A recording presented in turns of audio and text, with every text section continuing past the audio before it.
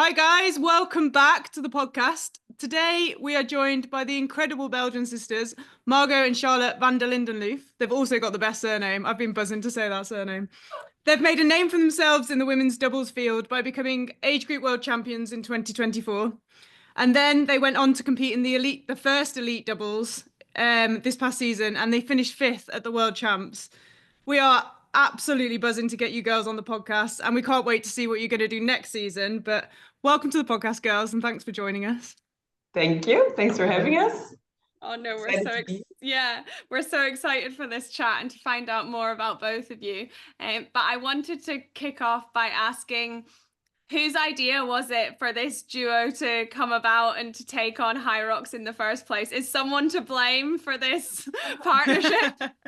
I don't know, actually. The first Hyrox we did together was separately. And then when we arrived and we saw the doubles team, I think we both were like, why aren't we doing this together? It looks so much more fun than doing it alone. And that's how it started, I think. So it was like a mutual kind of a decision to try and do it together. What Hyrox was that? What race was that at? The first Do you remember? Together was Cologne in 2023. Yeah, but the one where we decided was Amsterdam in 2022.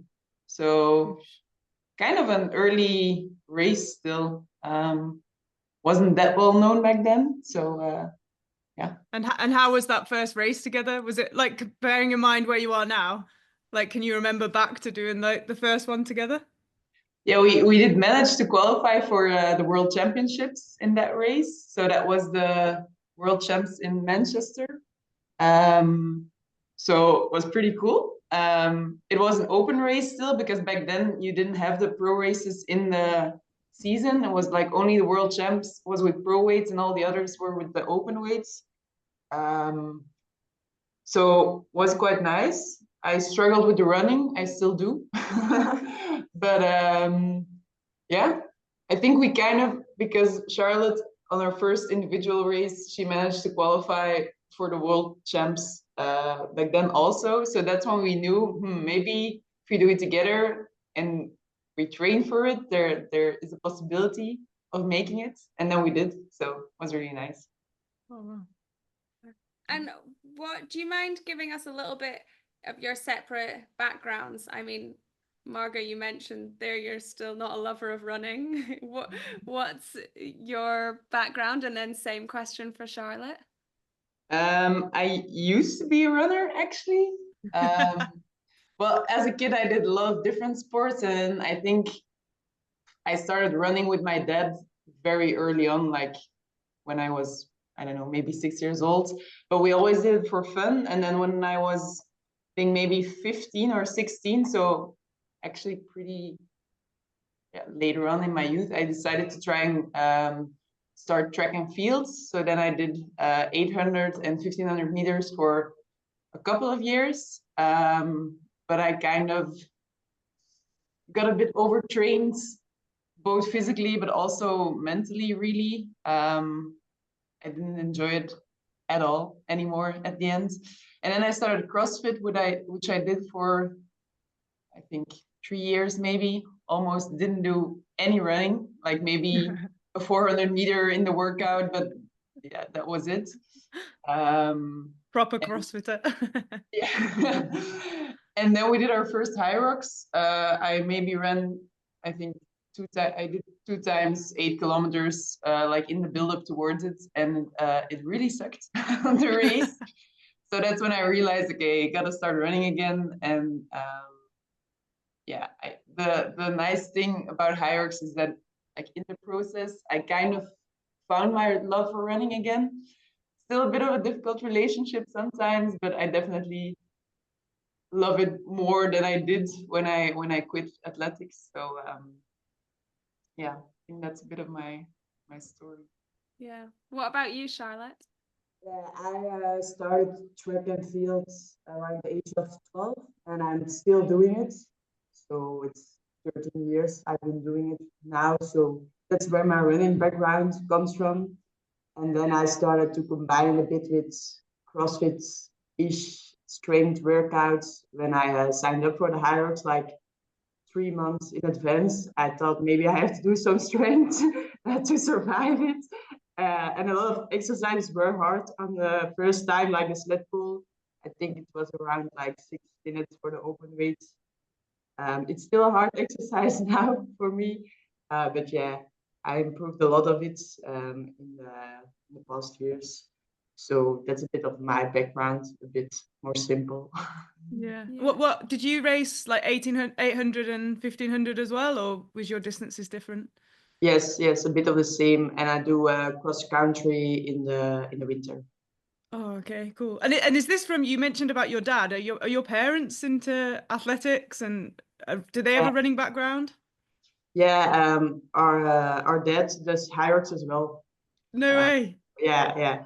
And yeah, we started running with him, and then he was actually the first one to sign up for the first Hyrox. And then we thought, yeah, if we're gonna be there, we can join as well. So he's a bit of the reason we started with Hyrox. Oh, that's so good. And so I'm guessing he's followed your journey. Does he go to the same races as you? Was he in Chicago watching you do the Elite 15? Yeah. I think there's like maybe 2 races that he missed or something, but all the other races he was there, most of them also competing, and otherwise it's just coming to support us. That's so cool. Family affair. Love that. And then what about Charlotte, you mentioned adding in a bit more of the strength workouts and once you started to get into Hyrox. Do you feel like that's helped improve your running at all? Like the combination of the two? Yeah, I think I did when I did track and field. If I did a bit of more strength work, I would have been better. So now I'm actually a bit of the same level when I just did track and field. But with the strength, you feel that you run more powerful. So I think it's a very good combination to have also when you're just a runner to have that strength training as well. Yeah, You do, absolutely. I mean, like I think we have to touch on the lunges, because I don't think I've ever seen anyone lunge so fast in my life. I can't remember where it was that we were watching on the live stream, whether it was Paris or London, one of the like unreal. And I think you girls both got the fastest burpee time as well, didn't you? Yeah, I think in Paris, because Paris. London we weren't in the first heat. Oh yeah, okay. So it must have been Paris. Like I got like your lunges. It was like you had like 5 kilos on your back when everybody else had 20. I was like, you girls have just flown. So the strength weren't there. Come on, then what's the answer? Like, what's the secret to these lunges? I wish I had an answer for it, but I actually don't know why I am so good at it. No, me neither, because by the way, I love it because I don't like the lunges, so I'm very happy that she takes the like biggest part of it. But I train on lunges a lot and on the strength of lunges, and still there is no way I'm probably ever gonna be able to do them as fast as you.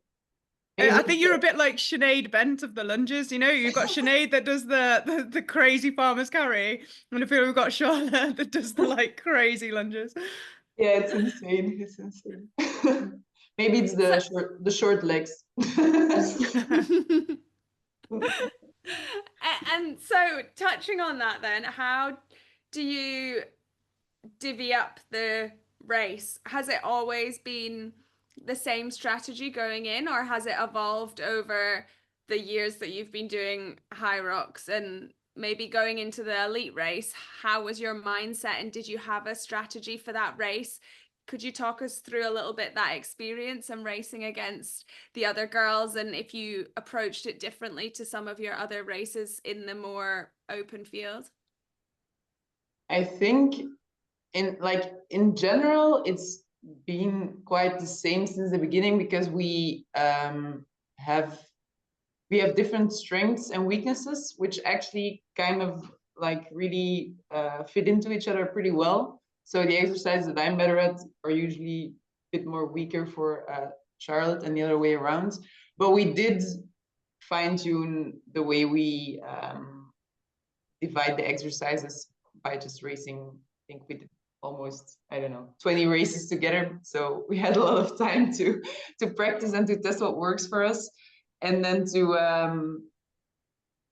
in the build up to the Worlds, because we already qualified in Paris, but we were already registered for London because we weren't sure we were going to make it in Paris, so we had the tickets anyway.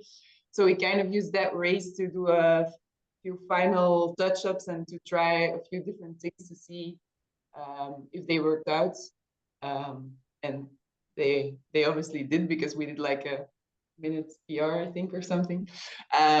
So then we just used the same strategy we used there at Worlds. So how do you, if we started at the ski, like how do you guys like split the ski? Do you do it on time or distance, or? We now do 125 meters each, and then we switch. Oh, okay. So you do it on distance, and then are you pretty similar on the ski? I'm guessing you probably both. She is actually a bit better on the ski, but because we don't want to burn ourselves out at the first station, we do equal amounts on the ski. Fair. And do you? A lot of people employ the better runner usually goes in and like starts and finishes a station. Do you guys employ that, or do you guys have a different idea? I mean, I'm guessing is your running similar now, and now you've started to do a bit more, Margot, or? It's getting closer, I think, but especially in races, Charlotte is still the better runner. So she usually ends the exercises, but most of the time I start, I think. But for me, it just helps that I have like a few seconds before we start running again, because the transition from the running into the exercise is less hard for me, so that doesn't really matter. But it's the other way around. When I have to start running, I do appreciate if I have a couple of seconds to catch my breath before we start. So yeah, I think we do better runner ends, but then starting depends on the exercise. Fair. Oh, I was gonna, I thought you looked like you already had a question, and I was like, I'll just keep firing questions. So that sometimes I stop because I get too into it, and then I'm like, I feel like I need to let have a go. Sorry, go on. No, I was gonna ask about the rower, because I'm quite intrigued about the ergs. I think for the doubles, that's sometimes where people can make the time, and there's a lot of discussion about how many changes to do. So I was wondering what the split was for the rower as well. Yeah, on the row we switch 3 times. Yeah. Because we practice the transitions also a lot, so that's why we switch a bit more than most teams, I think. So it's 300, 250, 250, and 200 meters. We do. And we usually have a very fast time in the row, so I think it works for us. But you have a bit less time to recover when you only have one transition. But we used to do it, I think, 600, 400. I usually do a bit more on the rower because I love it. But I felt that if I had to do like 300 meters, I can do it at quite a high pace and get off it with still like quite low heart rate and not feel like I'm completely burned out. But if I have to hold that pace for 600 meters at a time, I feel that I'm very tired getting off the rower. So if I can split it in, like now I do 300, 250, so a bit less, but if I can split it in 2 blocks, it's easier for me to hold the pace and then to recover pretty quickly. And in the beginning, we were a bit scared that the changeovers would cost us a lot of time, but in the end, we might not be a lot faster than we did when we just did 600, 400, but just in terms of coming off the rower and being able to run again, it works for us to do it in smaller pieces. Yeah, I think that's a really good point, because it's not just how fast you can do the row, is it? It's like how it affects the run after, or the back end of the race, which Yeah, I guess we haven't really considered that as much, I guess.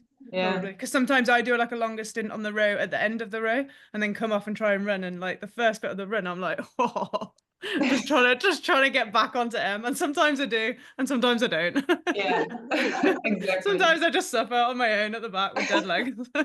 It's like, bye. Yeah, so maybe we might need to try your guys' tactic. This is why Em's interested, isn't it, Em? But I think you might end up doing a bit more rowing now. I know. I think I've shot myself in the foot here and I've given myself more work. Yeah, that's exactly how it is on the ski erg for us, because Charlotte has tried more than once to like push more meters onto me, but then I'm like, I won't be able to follow you on the run if you let me. We might have a faster ski time, but then we will lose it all in the second run. So yeah, it's always it's very tactical like that, isn't it? And then you talked about like the run ski run and like obviously not blowing up at the beginning. How did you find, for example, Chicago, when everyone goes out super fast, horrible. like holding on for that first bit? Yeah, was it? Yeah, for me it was horrible. I knew they were gonna go off fast, and I know that Charlotte is really competitive, so she's the one that like wants to hold on and go along with them, but we was so fast. We've never was crazy.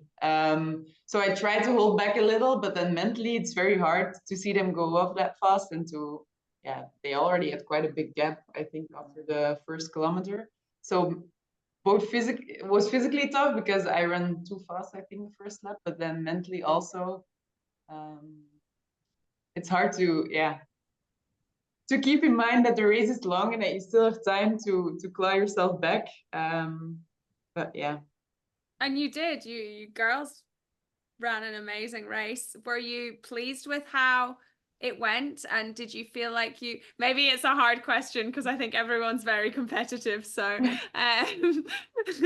but did you feel like you had a good race and you executed your strategy, or were there lessons learned from it? I don't know necessarily lessons learned, but I wasn't happy with my performance at all. I mean, I was happy with the placement that we got. I mean, we became fifth in the world, which is kind of crazy, but just during the race, I didn't feel, I don't know, I wasn't like maybe mentally there. I didn't have like the fight in me, and the running was very tough. I just wasn't able to hold on to Charlotte's pace. So, which was sad because I did feel like my running improved a lot. And then a couple of trainings before Worlds, the paces that we did were very fast. I mean, was paces that I've never, or anyway, since I quit athletics, I've never done them. So I thought that was going to be quite okay, but then it just felt really, really hard. So yeah, it's a bit of mixed feelings because we were really happy that we still performed quite well. I think was still our second best time that we ever did. So can't really be disappointed about it. But yeah, it's World, so you want to be like your absolute best and perform the way that you've been feeling. So yeah, mixed feelings, I guess. But it's not really that I can say this or this went wrong.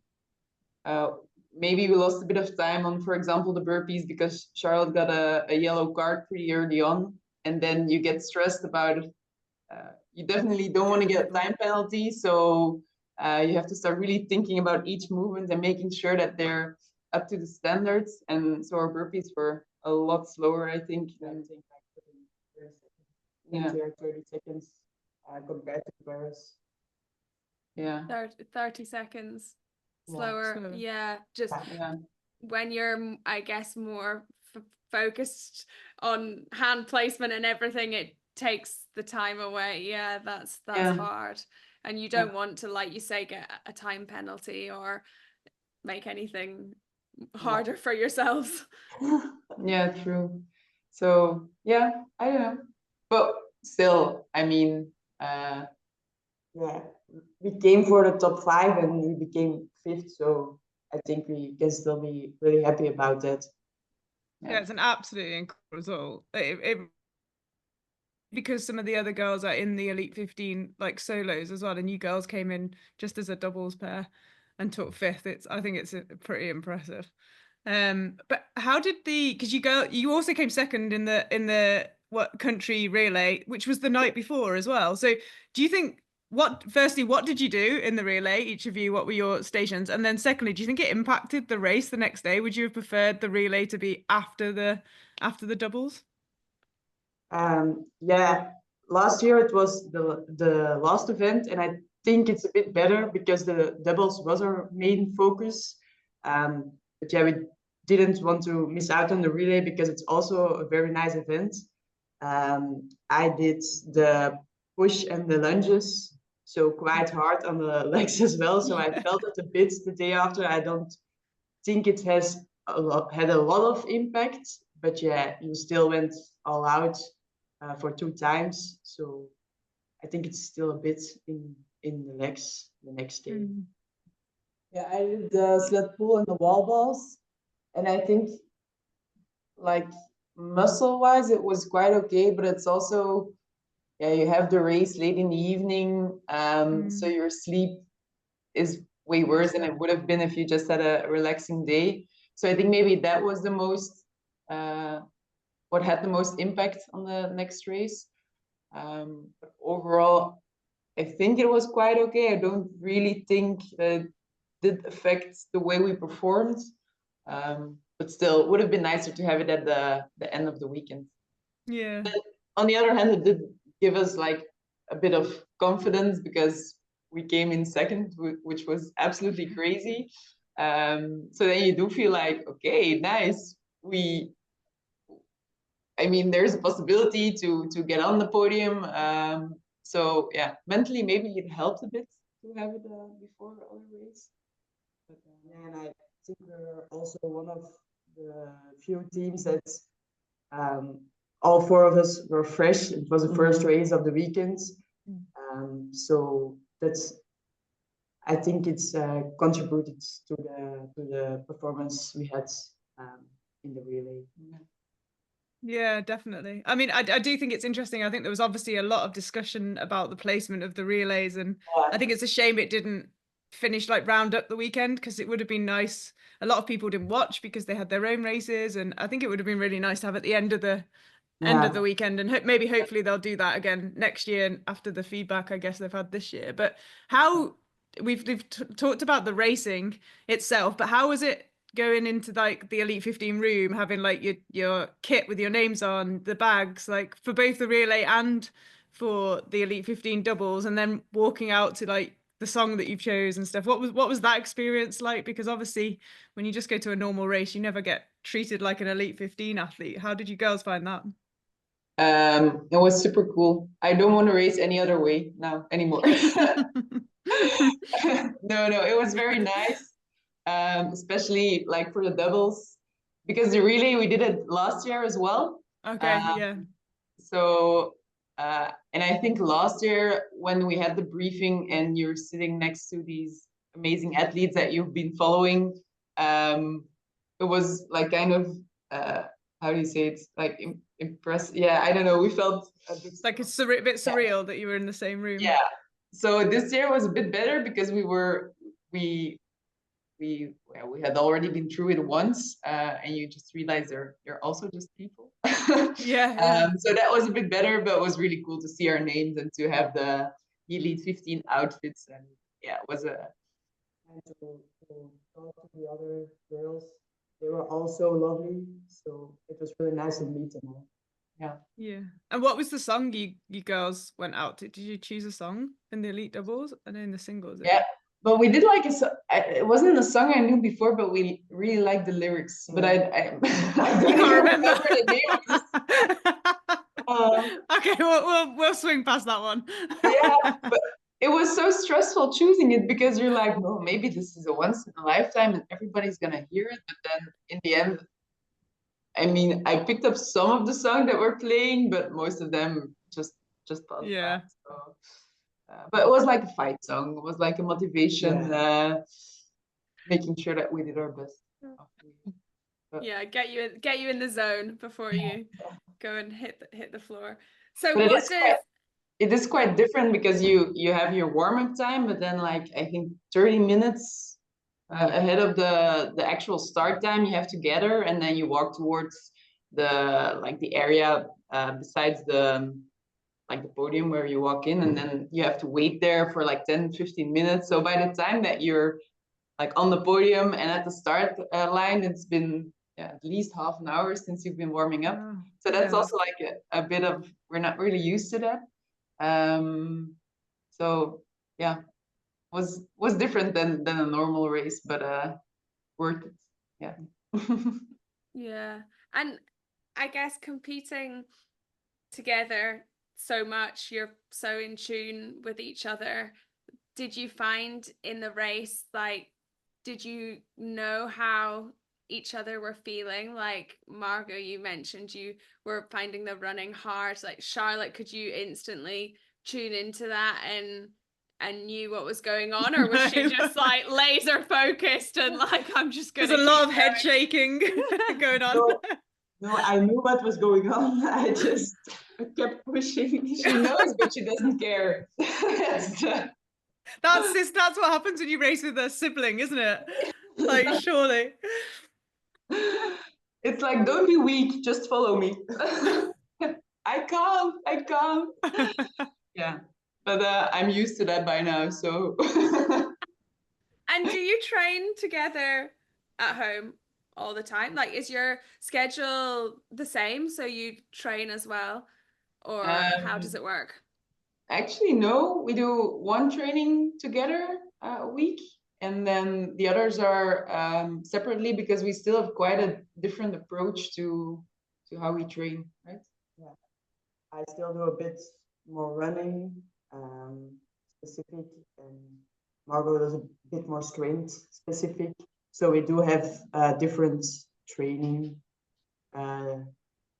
during the week. So we do our Hyrox training together, and then sometimes like an interval session, but mostly we don't train together actually. I think That's interesting. Yeah. And go on. We both like train more on the parts that we're already like good at. Which maybe it's not ideal performance wise, but for me it's also like it's still a hobby. I mean, we still do it for fun. So I also don't want to lose the fun in training and like push myself too much to do more running and then to do less strength training, because the balance I have now is quite nice, I think, both physically and mentally. So you've never thought about just switching each other's weeks? So you do Charlotte's week and Charlotte does your week, and see how you go on. I think we both would say no, thank you. So yeah, and I think it works quite well for us. So yeah. No, I think it's a good thing to hear, and it's obviously working, and it's important that, well, maybe like you say, you don't necessarily always work on your weaknesses. You like doing the things you like as well, but you do have different like strengths and weaknesses, and you have different focuses and different training, and just because you're competing together doesn't mean that the same program fits both of you. So I think it's good for people to hear that they don't have to be doing the same as their doubles partner, and they can do a separate program that fits them. Do you have coaches, or do you coach yourself? So it's a bit random. So I do have the coach that used to coach me when I was a CrossFit athlete still coaches me. So he will probably not listen to this, but if he listens, shout out to you. So he does all my strength and my Hyrox programming, and then Charlotte actually does my running programming.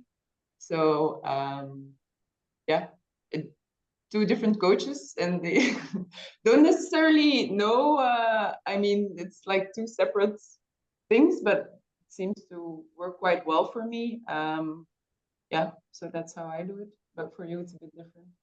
Yeah, I have running coaches, and then I do some CrossFit workouts, and I plan it a bit myself, and then the Hyrox training. I probably could train more specific, but yeah, like Margot said, it's still a hobby for us. We would like to keep the fun of it. So it's a bit of a mix of everything, but yeah, it also works for me. So And you are going to do some more specific strength work, I think, in the build up towards next season. So maybe even faster lunges, who knows? Imagine. Crazy.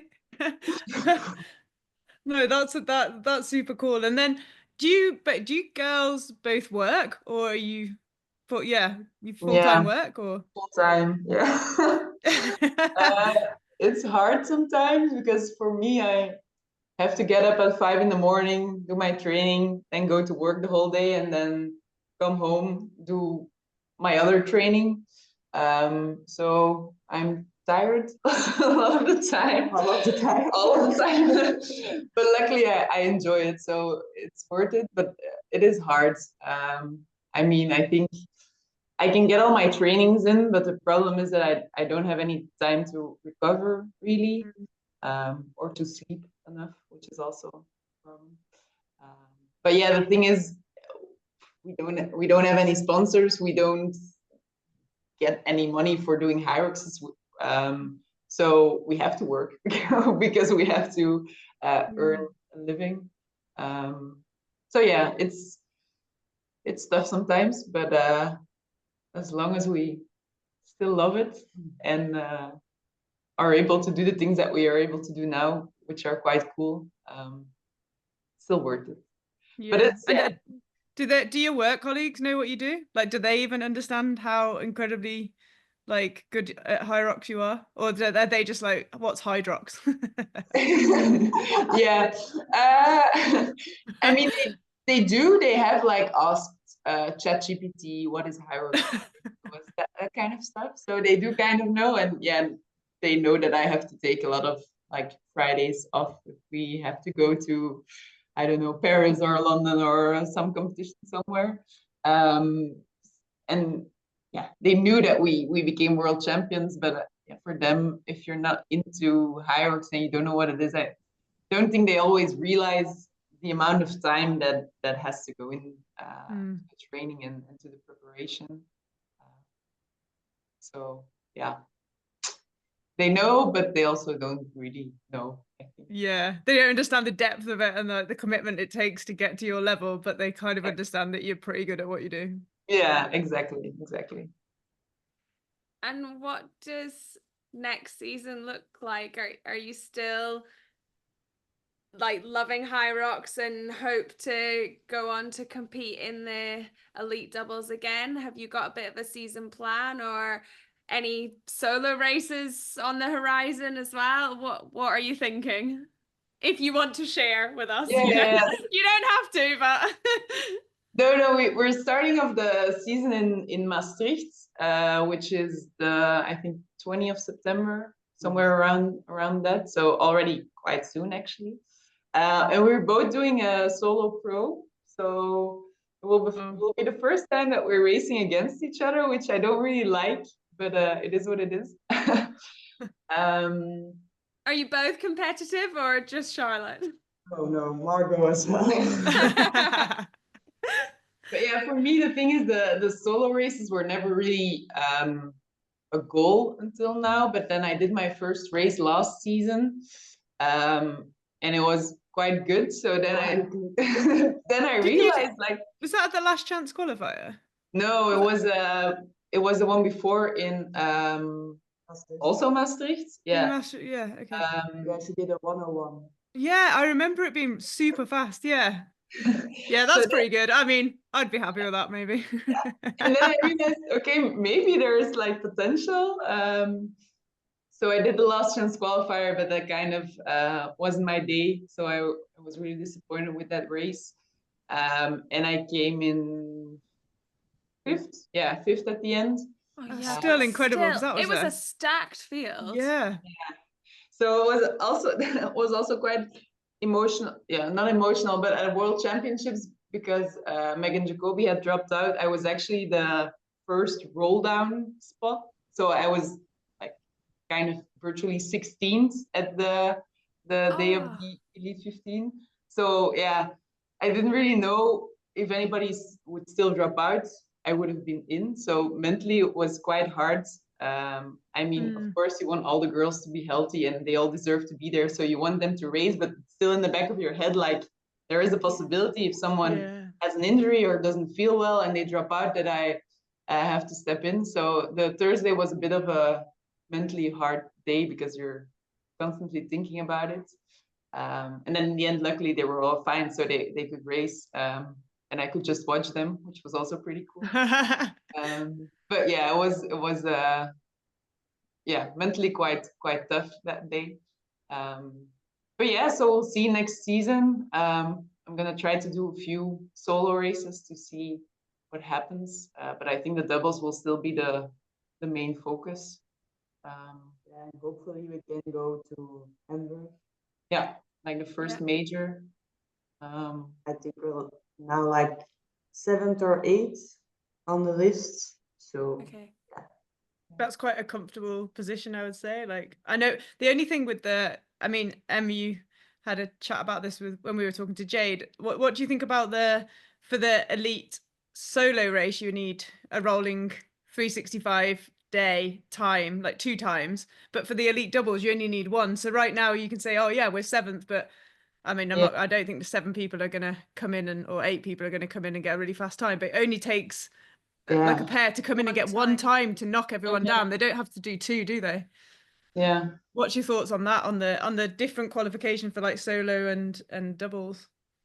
Yeah, I think now with the doubles, it's just so unpredictable if you gonna have to race or not, and it's just really hard to plan your season because you don't know if you gonna have to do the most important races of the season. And so I think it's harder for the doubles because when it's 2 times, I think we're 4th or 5th. So yeah, it's a difference. It's a much safer place to be in. Like you said, now it only takes 1 race for a team to get ahead of you.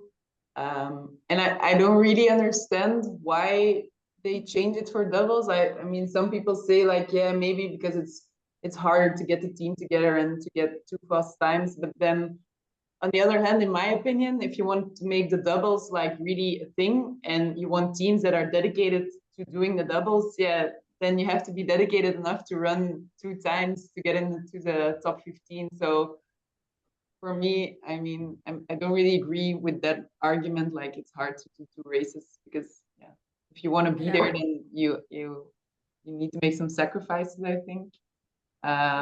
But yeah, totally it is what it is. We won't be able to change it. So you'll be all right. You just put down a few more fast times. Someone puts down a fast time. I think you 2 girls will just go out and put a faster time down. I don't think it's going to phase you at all, is it? But yeah, I think we totally agree with that. I think it's a bit random just to do 1 time and a 1-off. And yeah, like you said, if people want to like couple up and do a doubles together, then you want the commitment to grow that side of the sport. So yeah, it's just an interesting decision, isn't it? But I think it's the fact you don't get any justification around the decisions that it's quite interesting. Yeah. You don't really understand why they've done it. Yeah. And like, for example, all the teams that were in the Elite 15 at Worlds, they already have 2 times because they have their qualification time and they have the time that they did at Worlds. So yeah. Yeah, that's a good point, actually. That's a really good point. Yeah. So it's interesting. I don't understand, but we'll see how it goes. We're hoping for Hamburg, and then we'll see Melbourne. Plan it as it goes. Kind of be a bit fluid with the doubles, I guess. But the thing is that like Hamburg, okay, for us it's like a couple hours drive, so that's okay. But then the next one is in Melbourne. So I mean, if you want to do that, it's literally the other side of the world. I mean, you have to book plane tickets, you have to book hotels, you have to wait until 2 weeks before the race to be sure that you can participate there. I think that's quite hard. So yeah, absolutely. And with things like when you say if you're not a full-time athlete and you do have a job, like Exactly. trying to get the time off to go to Melbourne, it's not like you can just take Friday off work, you know? I mean, No. you probably could and land and race and then get straight back on Yeah. a plane, but you know, it's all these things that make it a little bit tougher to compete. Yeah, money, like planning, and then Yeah. also if you get there, you want to be the most competitive you can be. You don't want to just turn up and take part in the race, do you? So you need to plan it properly and be ready exactly. to go. Yeah, exactly. Because you have the financial side, but then also like we were trying to see if Melbourne would be a possibility. And for me at work, I can do max 1 week of work. I just don't have the holidays to go for longer. So yeah, but then if you think that you have to travel for 24 plus hours, and then by the time you're there, it's already time to race, and then you won't physically. Like ideally, you would go like 2-3 weeks Cool. ahead so that you can get used to the climate and the time difference. But yeah, it's just not an option. But I think that's the case for a lot of athletes also. I think there are maybe some that do it like professionally, but a lot of them also have jobs. So yeah, and I guess at least the majors are spread around the world. So, you know, the Australians are going to have a benefit when it's over in Australia, but then like they've got to go over to America. So then they've got a big long haul flight to get. So I guess everyone's got travel to contend with somewhere, I guess. Yeah. And there are 2 in Europe, I think. So you have Russia also. So yeah, that's 2 that are pretty close to home. So and Stockholm for the world champs is not too far either. So that's quite good. Yes. Yeah. Because Chicago is a bit of a mission for quite a few people this year, wasn't it? Yeah, true. It's quite far. I think the time difference, the jet lag and stuff was quite okay for us in the end. But still, yeah, you have the journey there, and then so happy that it's closer to home this season. Will your training change at all if you're going to do solo races as well, or do you think you just keep it overall the same because you're still doing both? I think in general it will stay the same. I think my trainings at the moment are more focused on solo anyway. I mean, it's more like longer blocks of hard work and not like the short intervals. So I think I can stay quite the same. I don't know if you're planning on making some changes. I'm not planning to do another solo race after Maastricht, I think.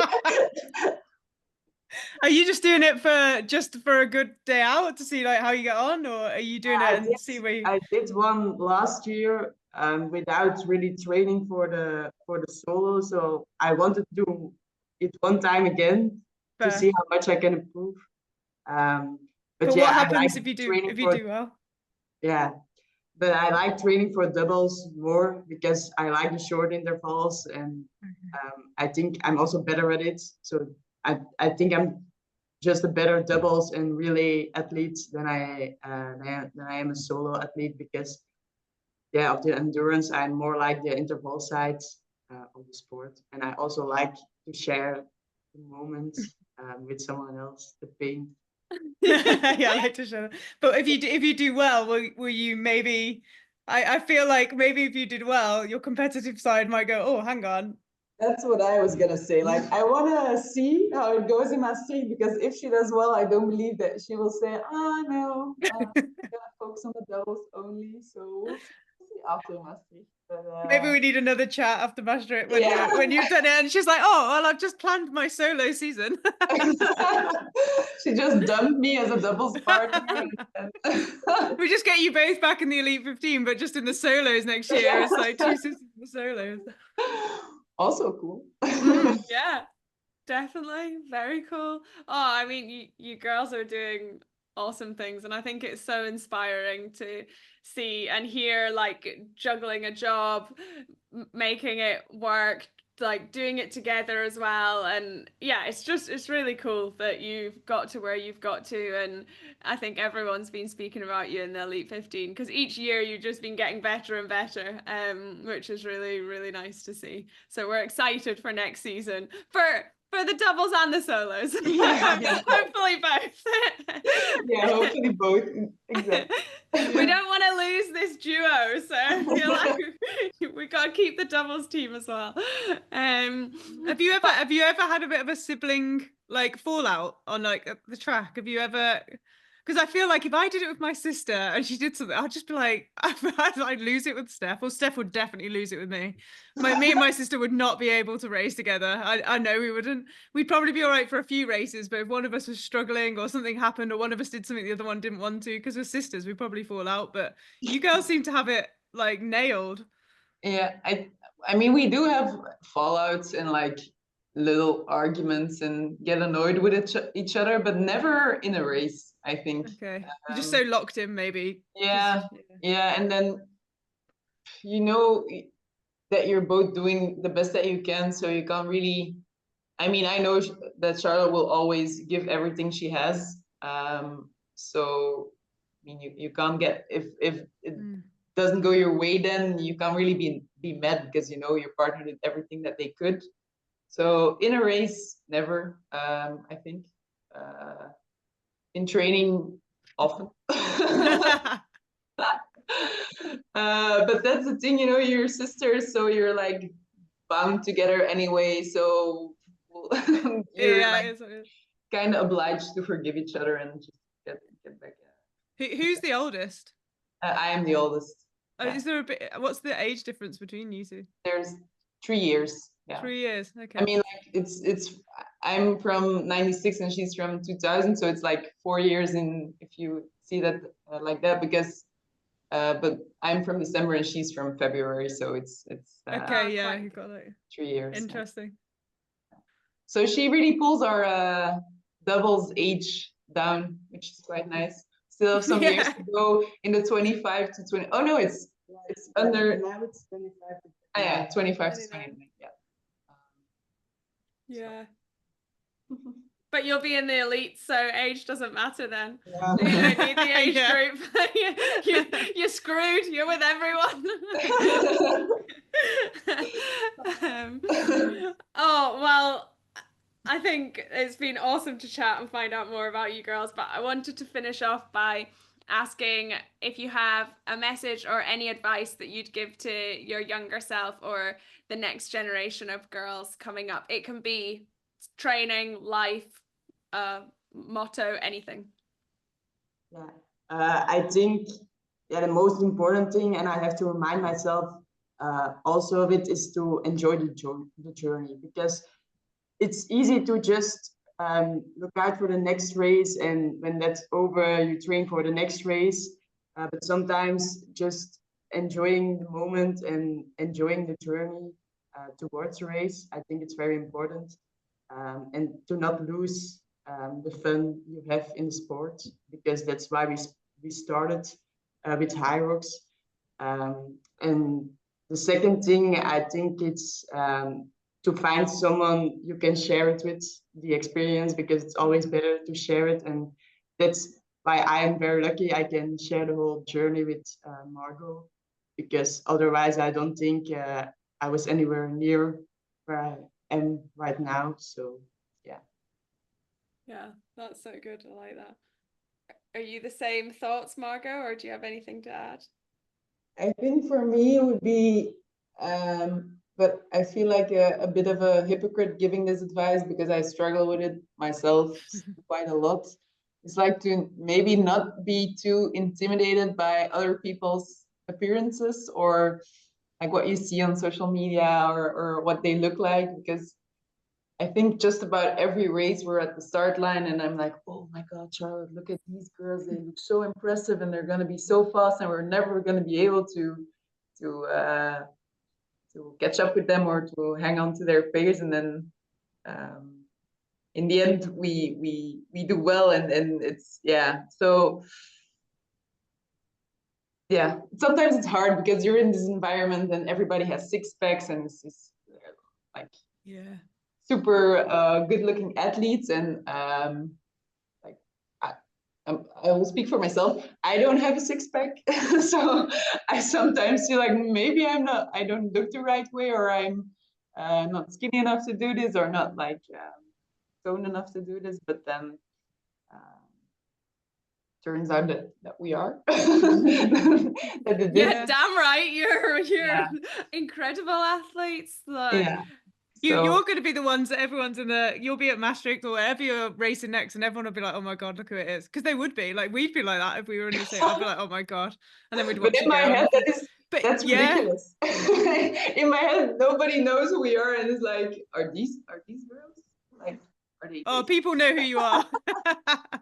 I feel like, but I think it's really nice, and I actually think it's really, really nice to hear you say that as an elite 15 athlete, as one of the fastest like females on the planet at Hyrox, that you still can appreciate that everyone probably all feels the same, and Hyrox has got this, and especially females, I guess we talk about physique, and everyone, like especially doubles, they choose their outfits, everyone's getting their tan, they're doing the hair, people turn up with like crazy six packs and muscles, and there's skinny athletes and there's tall athletes, and you're always the comparison's always there. I think just people think elite athletes don't feel like that. So it's very refreshing to hear you say that, but then also the focus is on performance anyway, and I think it's nice to see females actually focusing on performance, and that we're elevating the females that are being, like, I'm not saying like praised, but like as in the females that are elevated because they're performing well, not just because of how they look. Whereas for so long it's been like how females look rather than what they can do, and I think that we want to change that narrative, and I really appreciate you. I guess that's very very kind of you to share, because sometimes it's not the easiest thing to say.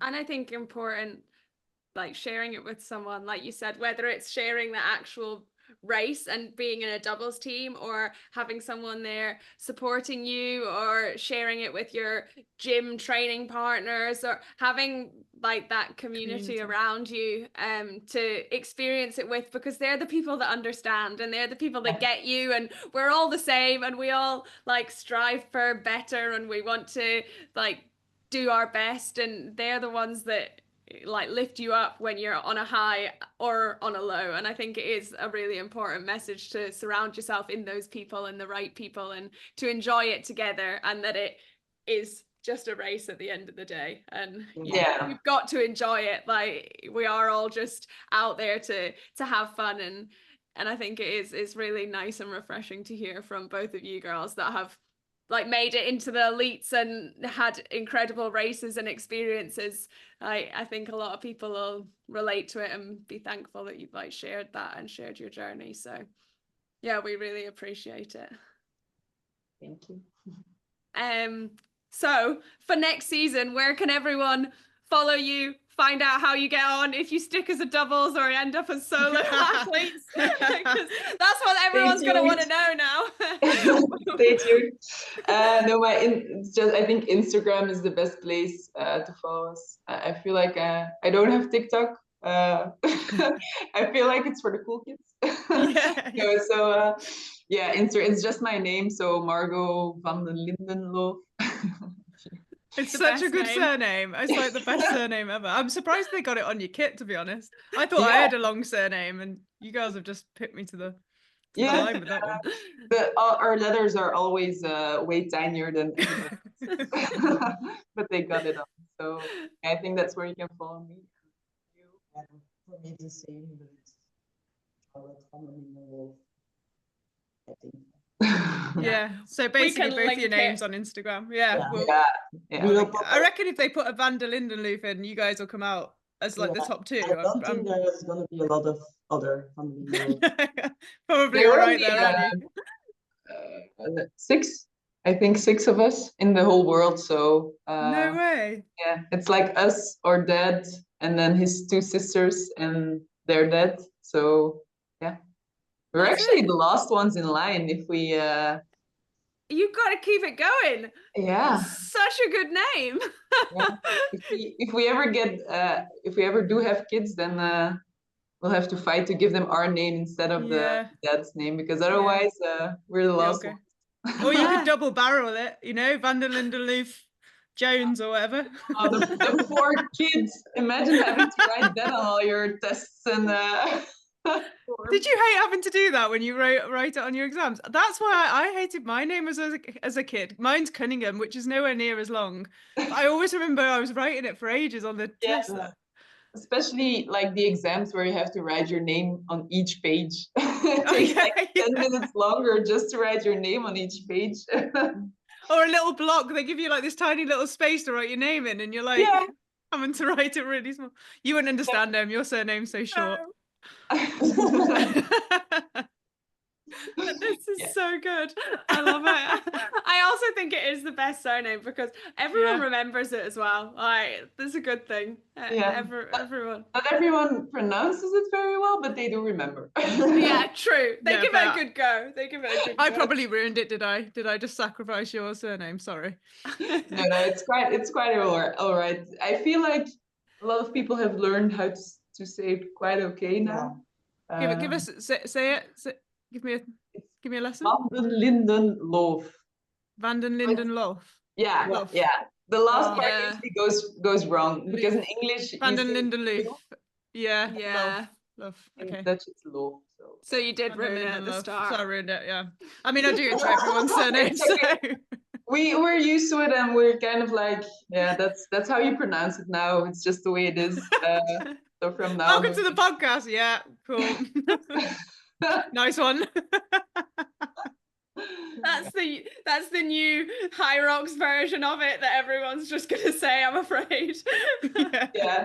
It's okay, we'll start. We'll try and get it out there next time. We'll do We'll put that out as a little caption just so everyone can learn your name. We'll do a little cut. Oh God. Well, thank you so much for joining us, giving up your time, and sharing your journey. I think everyone will really enjoy listening to this. So thank you very much, and we're excited to see where next season goes. And thanks everyone for listening. We will see you next week. Bye.